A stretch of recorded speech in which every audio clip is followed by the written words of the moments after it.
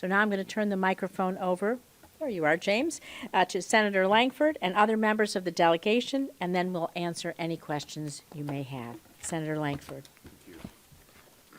Bill, thanks for being here as well. Abraham Accords are historic in many ways. As I say to some folks, decades from now, we'll look back on this time period and see a real shift that happened for the Middle East around the Abraham Accords.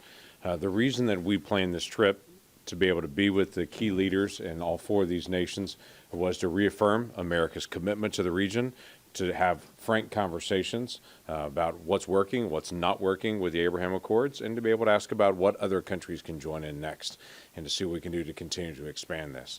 This kind of economic activity and the planning that they're doing to work on water, to work on energy, to work on education, to work on healthcare, all those things are key aspects of cooperation, and to have those nations and their leaders sitting down at the table together to be able to find practical ways to be able to work together is incredibly significant. Now, it's no great secret that the seven of us don't all agree on every issue.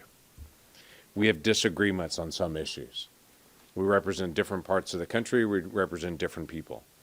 But we're all very passionate about what's happening in the Abraham Accords. And we find a common ground there to be able to work on and see what we can do to be able to help encourage every way that we can to advance this agreement.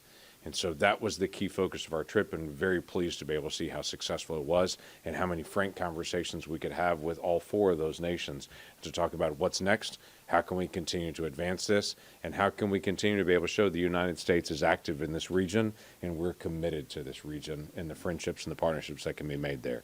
So let me introduce Senator Bennett to be able to come in, and we're all going to be able to get a little bit of time to be able to talk about it, and then we're going to take some questions at the end. Thanks, James. Thank you.